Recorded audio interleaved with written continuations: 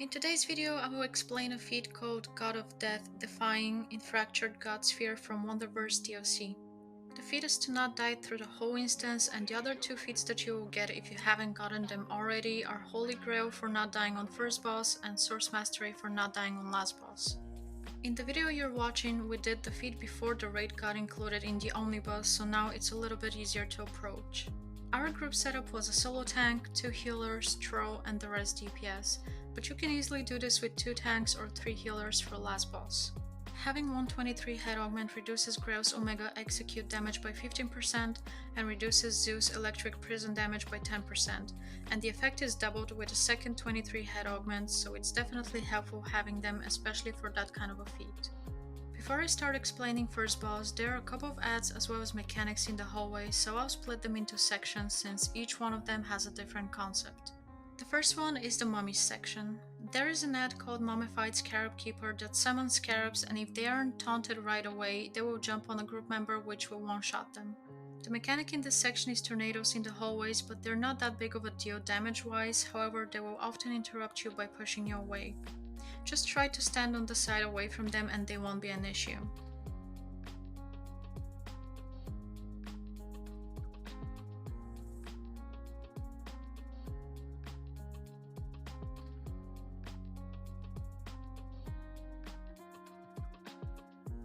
The second one is the colony section. One of the main ads you need to look out for is called Colony Lunger. It will drop aggro from the tank and lunge into a group member, so if that happens the throw can pop a shield or the DPSs can try to burn it before it charges into the group. Another ad that can also cause issues is the Bombardier. If 3 or 4 grenades explode on a group member at the same time, they can pretty much kill them. It won't happen very often though, but just keep an eye out for it. As you go through the second section, you will see flowers on the left and right. If you get too close to one of them, you will get stunned while receiving some damage over time, and you won't be able to break out of it for a few seconds, so healers must be cautious.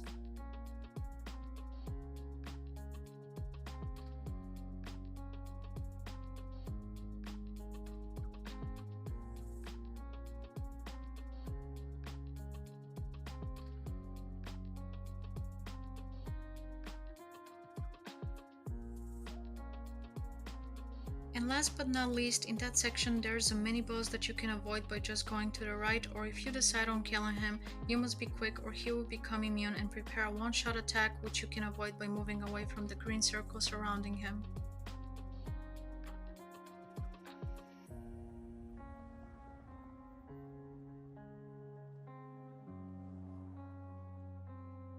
In the shade section, the only ad you need to look out for is the Bowmaster.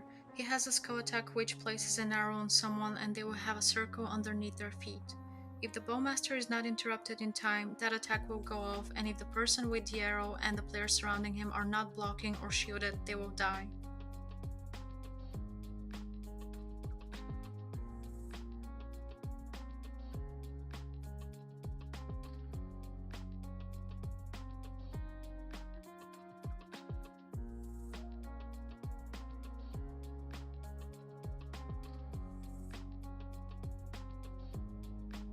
In the hallway before first boss there will be 4 cages with hellhounds in them.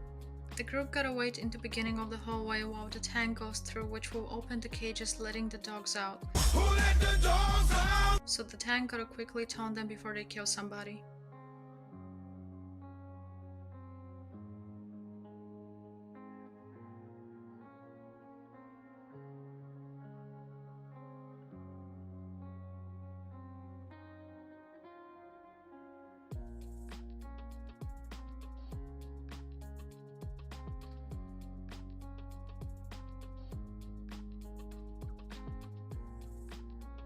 Now onto first boss. The first thing you want to look out for is her teleporting close or behind players. Her attack is a weapon slam on the ground that can do damage. Usually it doesn't one-shot anybody, but it can definitely kill you if you were previously hit by something else and didn't get healed in time. Players need to move out of line of sight because the hammer throw followed by the slam can one-shot them if they're standing between the boss and the tank. The second mechanic, which is quite major, is the mind control phase. That phase can occur an infinite number of times. It doesn't stop at a certain point, but depending on your group's burn and survival, you can get up to 2, 3 or 4 phases. The first mind control phase, 2 DPSs get controlled. In the second mind control phase, it's always a throw and a DPS. In the third control phase, it's throw, heal, and a DPS, and as the fight proceeds, it can reach to 4 mind control players, which is a tank, heal, throw, and a DPS, and stays the same from that point to the end of the fight. In those situations, in order for people to no longer be mind controlled, you must do attacks on them, for example weapon taps. You don't want to go too hard or you might end up killing them, which is something you want to avoid for this feat. If you're might based, you're safe to do weapon taps on the controlled player, but if you're precision based, doing weapon taps when the person is almost out of mind control can kill that player, especially if your weapon tap crits or blast adapter procs. Brawling weapon taps gonna hit for less than dual wield weapon taps, so it's better in that case. If the healer is spamming greens with Pheromone Bloom, it can end up one-shotting the control player if they're close to them.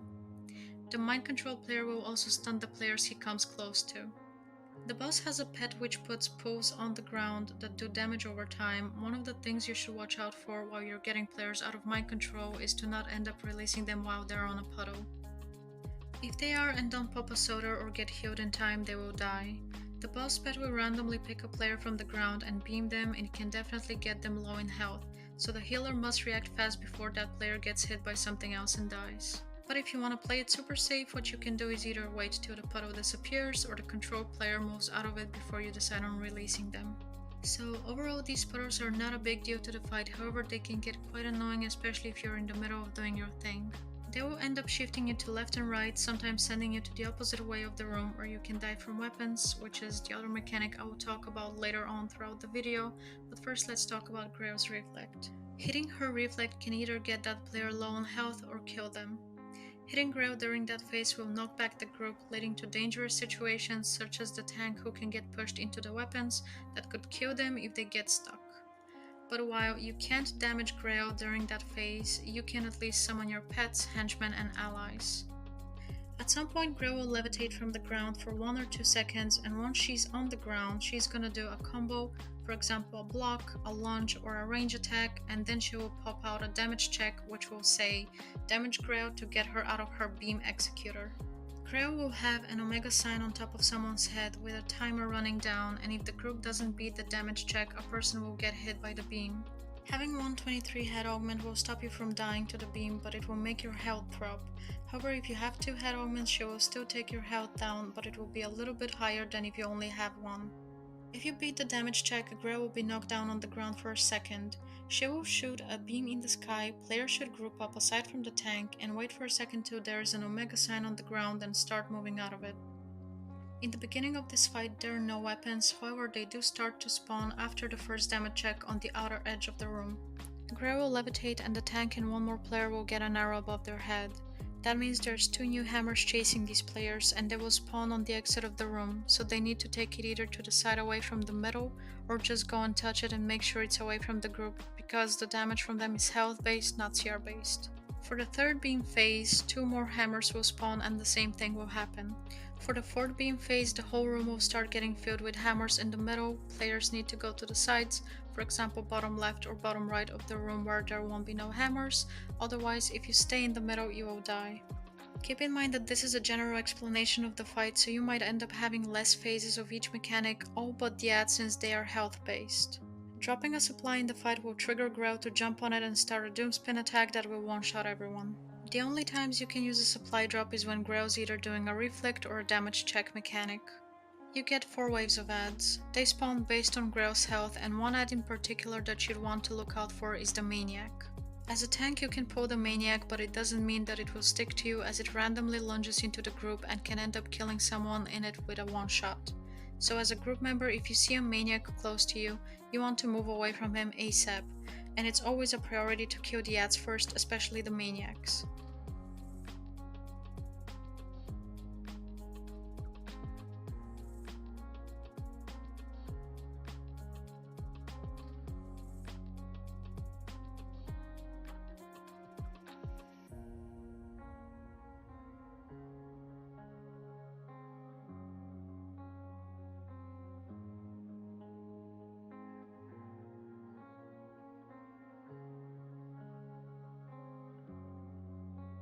Once the fight is over, the hammers will still be up for a couple of seconds, so the healer should be ready to react right after the cutscene so nobody dies. I hope I covered everything in Grail's fight, and if you did everything right, you should have the no death feat for first boss.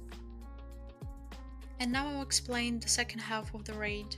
The fourth hallway is the Parademon section. In this area there are maniacs as I explained in the boss fight, so just be careful.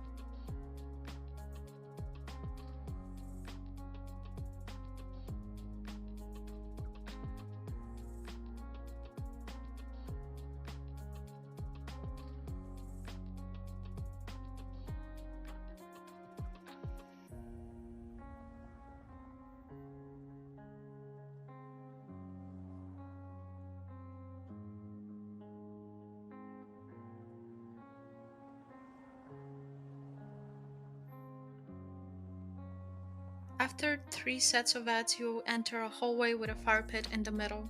If anybody falls in it, they will instantly die, so be careful walking in and stay close to the wall. There will be a mini-boss that you have to fight in order to continue. He has 2 skull attacks. One of them is a charge attack and the other one is him throwing grenades around him. Both attacks can knock you into the fire pit. You can interrupt his attacks, but he must die quickly.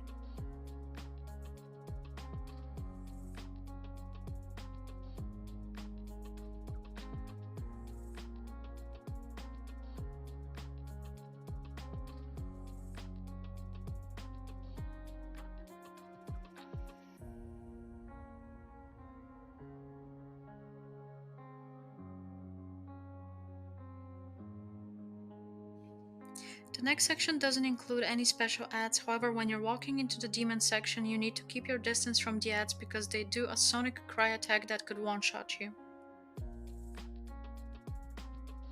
To proceed to the second set of ads you need to go through narrow stairs, and one of the mistakes groups make is rush before the tank, so players need to be patient and wait for the tank to go in and pull the ads away from the stairs exit.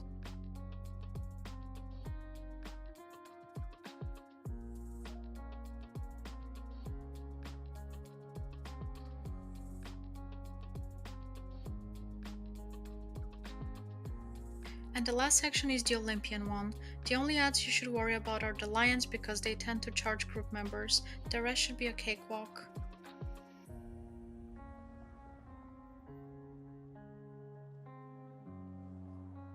And now on to last boss mechanics. We assign spots to each player and discuss mechanics before we enter the boss room, as the fight normally auto starts once you walk in. I'm gonna split the fight into 3 phases. The first phase includes statues. Each statue will have a symbol and they will debuff the roll they have above their head. The statues must be taunted ASAP before they launch into the group and kill someone. The tank will have to keep an eye for 2 statues, Zeus and Aphrodite, as they can end up debuffing him if he's too close to them. The troll can help with the tank statues by either using the lasso artifact or mesmerizing lasso to pull them away from the tank. In general, the statues gotta die ASAP because their spawn is on a timer, so the longer they're up, the more statues you get.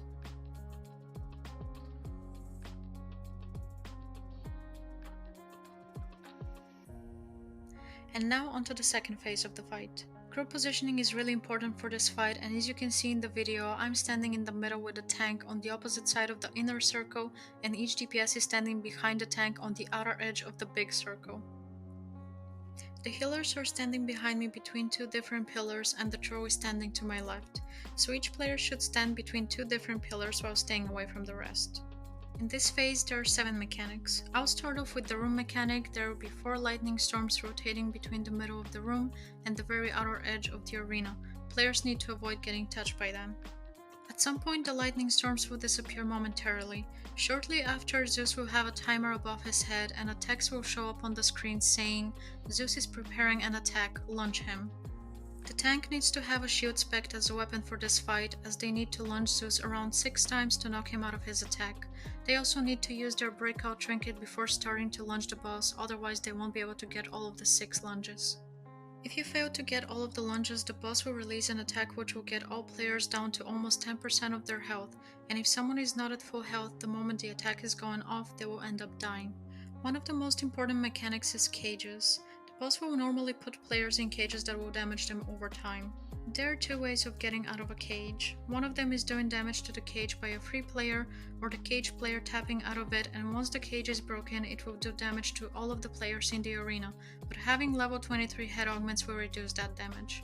The boss will cage the tank, one of the healers, and two other players. The free players have to break the tank out by damaging his cage, and as you can't really target the cage, the tank needs to be close to the boss in order for the cage to get hit by some of the AoE attacks. If the tank isn't freed ASAP, the boss will attack the group killing someone, but once the tank is free, the healer needs to start breaking out and then the rest of the players.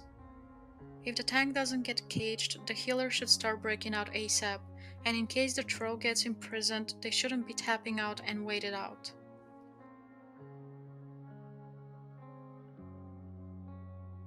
One of the mechanics will have Zeus with a skull attack looking at one of the players, turning them big with a lightning symbol above their head. The player needs to block till the explosion happens, and once it's gone they will return back to normal. Anyone near that player during the explosion or even shortly after will die, as it has an after effect, so keep your distance for a couple of seconds. The next mechanic is the lightning arc. The boss will target one of the players putting an arc underneath them. The arc will travel from one player to the next if they're close enough, and it does pretty high damage if you keep standing in it, so players have to move out of it once they see it, and be careful because it has a bigger radius than it appears to have. There will be 4 waves of ads spawning during the fight, and they are health based. The players need to make sure that the ads die ASAP, especially the lions and eagles. Also, the tank must make sure to tag them quickly before they kill someone in the group. If the tank is caged, the troll can either pop a troll shield or stun the ads till the tank is out of the cage. Dropping an orbital strike will trigger Zeus' counter-attack, which will result in him dropping orbitals on all 8 players. The only safe time to drop orbitals on him is when he has the timer above his head. Once the boss is down to around 30% of his health, the third phase starts. There will be a lightning storm going around in the middle of the room, so it's no longer safe for the tank or the DPS in the middle to stay there. So the tank takes the spot of the DPS that was standing behind him, and to his left and right stands one DPS alone, as you don't want to risk players dying from getting big or the arc under them after you come this far. The rest of the group will stand on the opposite edge of the arena. If they can switch to their support roles to give shields, heals, or power to the group, that would be ideal. There are no ads in this phase, but the caging and getting big mechanics will still be active, so keep an eye out for them. Only difference is if the tank gets caged, the DPSs to his left or right need to run away from Zeus and not worry about breaking him out. Zeus will also cage Wonder Woman in the fight and knock them down. You should try to break any of the Wonder Woman out before the players in prison phase happens, because if their cage is breaking the same time with the players, it can end up killing somebody, especially the tank. So if Wonder Woman are down near you, pick them up. If they aren't, leave them down till they are close enough, as they are needed to actually do damage to the boss.